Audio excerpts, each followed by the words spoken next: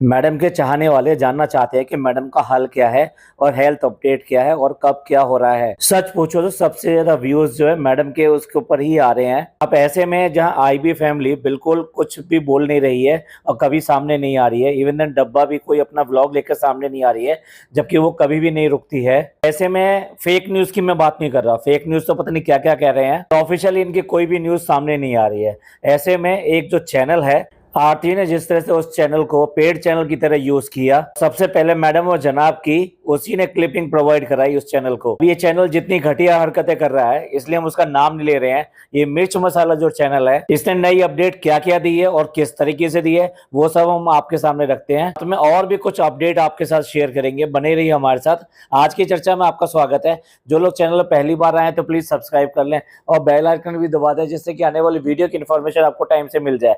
आप हमारी Insta ID पे भी हिट कर सकते हैं, इंस्टा आईडी नीचे दी हुई है। चलिए हम बात करते हैं उस चैनल की और वो क्लिपिंग की। मुझे मैडम और जनाब के साथ में बहुत ज्यादा सिंपैथी है इस टाइम, लेकिन फिर भी रह रह के ये समझ में नहीं आता क्यों करके इन्होंने ये क्लिपिंग बनवाई और क्लिपिंग बनवाने के बाद में उस चैनल को दी और उस चैनल ने उसको लोड किया। ऐसा कहा जाता है कि जब कोई भी काम आप गलत कर रहे होते हैं और चारों तरफ देखकर कि कोई भी आपको नहीं देख रहा है, उसके बाद में आप वो गलत काम करते हैं, तो वो आपके जो एक भ्रम होता है। चाहे कोई भी ना देख रहा हो तो ये कहते हैं भगवान तो देख रहा है, यानी अल्लाह तो देख रहा है। ऐसा ही कुछ इस क्लिपिंग के साथ में हुआ। जब इनको लगा कि कोई ये पकड़ नहीं पाएगा, ये क्लिप जो है उस चैनल को दे देंगे और इस तरह से ये वायरल होगी और न्यूज ज्यादा फैलेगी। लेकिन कहते हैं ना, जब कोई भी नहीं देख रहा होता तो तब भी कोई देख रहा होता है, और वो ही हुआ।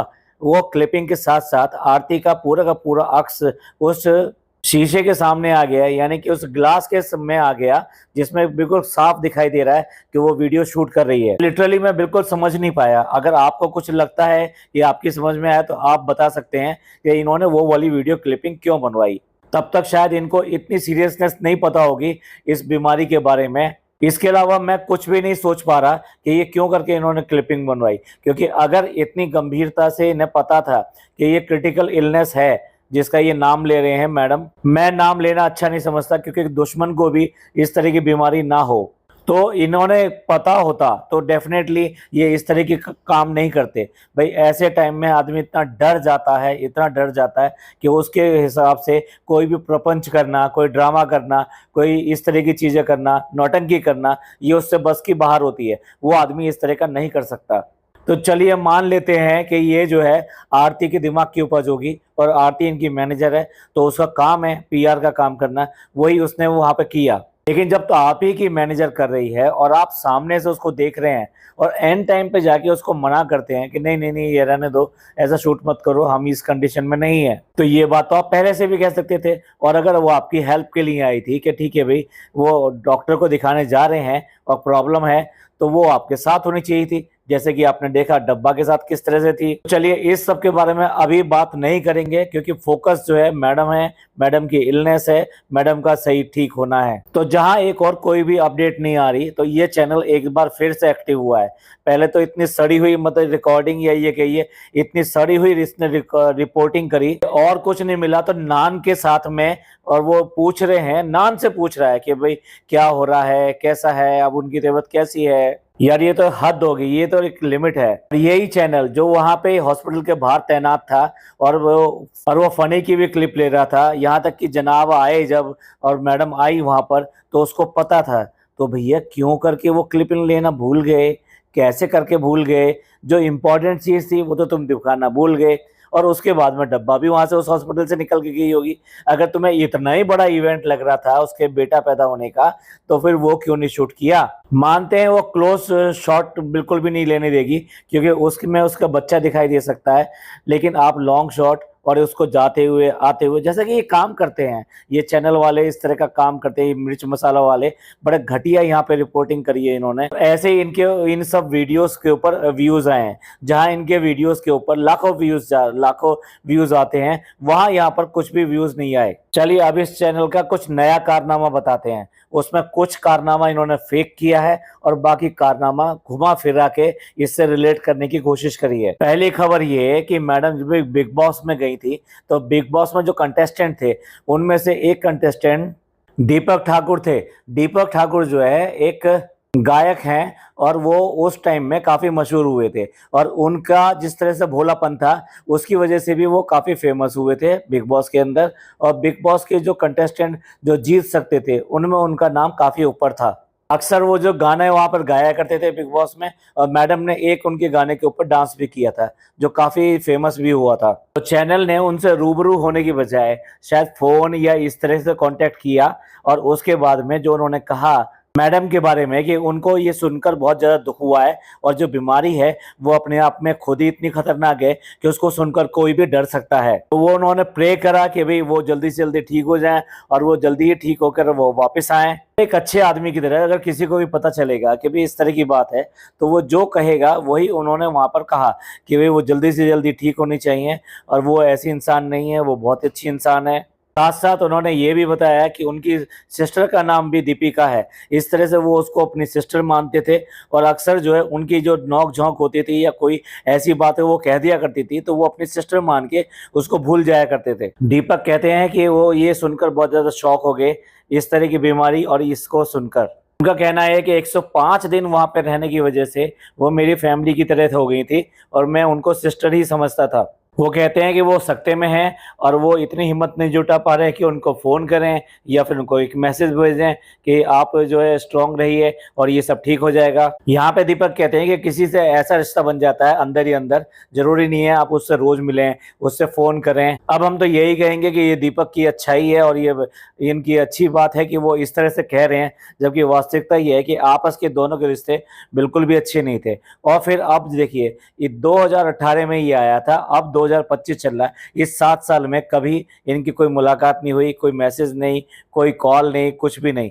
तो ये कैसे कह सकते हैं इन सब के बात को कि इतने अच्छे हमारे रिश्ते बन गए थे।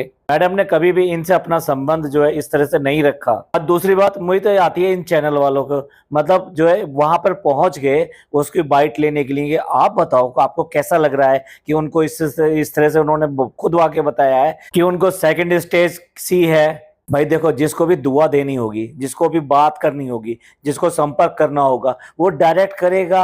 वो तुम्हारे चैनल वैनल इन सब जो पूंजी तुम्हारे चैनल हैं इनका बीच में नहीं लाएगा। आप वहां पर पहुंच गए कि बताओ जी आप आपको क्या लगा या ये सब न्यूज सुनकर। कैसी आज की डेट में पत्रकारिता हो गई है। अगर इन्हें न्यूज चाहिए ही थी, इन्हें पता करना ही था कि भाई क्या है क्या नहीं है, तो इनके फैमिली के बाकी मेंबर भी हैं, डब्बा है, फनी है, क्या ये लोग फनी के बाहर नहीं जाता होगा? तो इनमें से किसी से बात करें और बताएं कि भाई क्या पोजीशन है और क्या चल रहा है फैमिली के अंदर। और वो कुछ 100 किलोमीटर दूर एक आदमी से बात कर रहे हैं कि भाई आप बताओ कि आपको कैसा लगा। वो अचानक ही उसे ये एकदम सवाल कर लोगे, उसे पता भी नहीं है क्या हो रहा है क्या नहीं हो रहा है, तब जाके वो कुछ अपना बता पाएगा और वही वो कह रहा है। ये कोई इंटरव्यू नहीं है, ये जैसे हम लोग पॉडकास्ट बना देते हैं ये उसी तरीके का है। वेवलेंथ चल रही है और फोन या समथिंग पे इनकी बात हुई है और उसी को ये टेलीकास्ट करके यहाँ पे बता रहे हैं। मैंने कहा था ना कि चैनल के इतने बुरे दिन आ गए हैं कि वहां बाहर खड़े हुए हैं, कोई नहीं है, बिल्कुल अकेले खड़े हुए हैं और उसके बाद में नान की बाइट ले रहे हैं। नान से बात कर रहे हैं कि बच्चा कैसा हुआ है तो आप कितने खुश हैं और वो कैसी है। और नान भी अपने पूरे एटीट्यूड में उसको बिल्कुल घास नहीं डाल रहा है। मैं तो यही कहूंगा कि ये दिल के बहुत ही अच्छे इंसान हैं, इसलिए आराम से इस तरह की बातें कर रहे हैं। चैनल का घटियापन तो देखो, एक फोटो लगाया है, क्योंकि मैडम का फोटो लगाए बिना तो इनको व्यूज नहीं आएंगे। तो मैडम का कौन सा फोटो लगाया है? जब ये प्रेगनेंसी के टाइम पर, आई मीन डिलीवरी के टाइम पे एडमिट हुई थी और वहां पे कैंडुला वगैरह इनके हाथ में लगा हुआ था, वो दिखाया है और फेस बड़ा अजीब सा दिखाया है। अरे इस सब के लिए कुछ फेक चैनल है वो पता नहीं क्या क्या दिखा रहे हैं, वही बहुत है। तुम तो कम से कम सच्ची पत्रकारिता कर लो। अब देखिए, ये चैनल का एक कारनामा था, अब दूसरा कारनामे के बारे में बात करते हैं। बिग बॉस में एक कंटेस्टेंट और ज्यादा मशहूर था, जो दीपक से भी ज्यादा मशहूर था और मैडम के साथ में उसकी बॉन्डिंग भी जबरदस्त थी। आप समझ गए होंगे, उसका नाम श्रीशांत है। श्रीशांत, ये वही श्रीशांत हैं जो कि इंडियन क्रिकेट टीम के सदस्य रह चुके हैं और बिग बॉस में एज ए कंटेस्टेंट आए थे। और वहां पर उनकी जो बॉन्डिंग थी वो मैडम के साथ में बहुत ज्यादा अच्छी हो गई थी और वहां पर इनका एक भाई बहन का रिश्ता सामने आया था जो लग रहा था कि शायद लंबा चलेगा, यानी इस शो के बाद में भी चलेगा। लेकिन शो जब खत्म हुआ तो मैडम ने जैसे सब कुछ बंद कर दिया और वहां के जितने रिश्ते थे वो वहीं क्लोज हो गए और जो श्रीशांत था उसके साथ का रिश्ता भी बहुत ही कड़वे तरीके से खत्म हुआ, जिसकी बिल्कुल भी उम्मीद नहीं थी। भाई बहन जैसा भी पवित्र रिश्ता जिसको कि लोग बहुत अच्छे तरीके से देखते हैं, और अगर कहीं पे ये रिश्ता पनपता हुआ दिखता है तो आप बहुत खुश होते हैं और अच्छा लगता है देखकर, क्योंकि ये रिश्ता ना बनावटी नहीं होता है, ये अपने आप होता है, अंदर से होता है, और उसके बाद में ही आप इस तरह के रिश्ते को बना पाते हैं। अब कारनामा देखिए इस चैनल का, चैनल ने क्या किया। और श्रीशांत के बारे में तो आप पता लग गया, और मैडम के बारे में पता लग गया, इनके आपसे रिश्तों के बारे में पता लग गया। वो दिन है और आज का दिन है, इनके बीच में कोई कम्युनिकेशन नहीं होता, किसी भी इवेंट पे कोई बात नहीं होती। ये बेटा हो गया, बेटा के बारे में भी कोई बात नहीं हुई, और उससे पहले भी कोई बात नहीं हुई। ये दोनों इतने अपार्ट हो चुके हैं कि अपनी अपनी लाइफ में जी रहे हैं, लेकिन एक दूसरे से कहीं से भी कोई कनेक्शन या रिलेशन नहीं है। अब जैसे कि बहुत सारे लोग करते हैं, श्रीशांत भी ऐसे ही करता है, कुछ गुड कोट्स अधिकतर जो अपनी स्टोरी के रूप में वो लगा देता है। एक ऐसा एक गुड कोट उसने लगाया अपनी स्टोरी पर, ये जो आपकी स्क्रीन पे मैं डाल रहा हूँ, और इसको पढ़ भी देता हूँ, और आप खुद समझिएगा इसका मतलब क्या है। क्या ये दूर दूर तक कहीं से भी मैडम से संबंध रखता है? इसमें लिखा है everything is shifting in your favour, इसके नीचे लिखा है द यूनिवर्स। अब इसको पढ़कर लगता है कि एक पॉजिटिव कोट है, जो कि नॉर्मली आप लोग जो है सब अपने अपने उस पर डाल देते हैं एज ए स्टोरी। इसी तरीके से श्रीराम ने भी डाला है ये। अब इस कोट को इस चैनल ने इस तरह से दिखाया कि भाई उसने जो प्रे करी है, किसके बारे में प्रे करी है? मैडम के बारे में प्रे करी है। भाई वाह, हमारे यहाँ के बहुत ज्यादा इंटेलेक्चुअल जो लोग हैं और आज की डेट में पत्रकारिता कर रहे हैं, चैनल चला रहे हैं, उनकी देखिए कितनी बड़ी खोज है कि ये देखिए ये वाला कैप्शन को मैडम के उससे जोड़ लिया। अरे भाई, इतनी तो समझ रखी होती कि कोई किसी के लिए अगर लगाता है तो उसका नाम जरूर लगाता है कि वो किसके लिए ये बात कहना चाहता है। जिस आदमी ने इस 6 साल में एक कैप्शन नहीं लगाया, एक स्टोरी नहीं लगाई, कुछ भी ऐसा किया नहीं, और यहाँ तक कि बेटा हो गया, बेटे के बारे में भी एक बार बात नहीं करी, तो वो आज ये वाला कैप्शन लगाएगा और ये कहेगा। वो बात दूसरी है, आज भी अगर उससे पूछने जाएंगे कि भाई इस तरह से न्यूज़ मिली है, आपका इसके बारे में क्या कहना है, तो वो भी दीपक की तरह से ही एक अच्छी बात कहेगा कि मैं चाहता हूँ कि भाई वो जल्दी से जल्दी ठीक हो जाए, और प्रे करूँगा इस बात के लिए कि वो जल्दी जल्दी ठीक हो, और डेफिनेटली अपने पुराने संबंधों को बात करेगा। लेकिन अगर उससे पूछा जाएगा क्या आपने उनसे बात करी या आप बात करना चाहते हैं, तो उसका जवाब कुछ हो सकता है, कोई डिफरेंट हो। ये किस तरह से कोई भी बात को कहीं से भी कुछ भी जोड़कर एक स्टोरी बना के वहां पर डाल दिया कि हाँ चलो डाल देते हैं। भैया ऐसे चैनल अगर चलाओगे तो पर व्यूज का हो गया बंटाधार। लोग सब कुछ समझते हैं, सब कुछ जानते हैं, इस तरह से इस फालतू की बातों में आने वाले नहीं है। अब देखिए हमने 2 कारनामे दिखा दिए इस चैनल के, अब तीसरा कारनामा दिखाते हैं, वो भी मैडम से संबंधित है, तो इसलिए तीसरे कारनामे के ऊपर भी बात कर लेते हैं। संभावना सेठ और अविनाश का एक इंटरव्यू का पार्ट उन्होंने अपने वीडियो में डाला है, यानी अपनी क्लिपिंग में डाला है,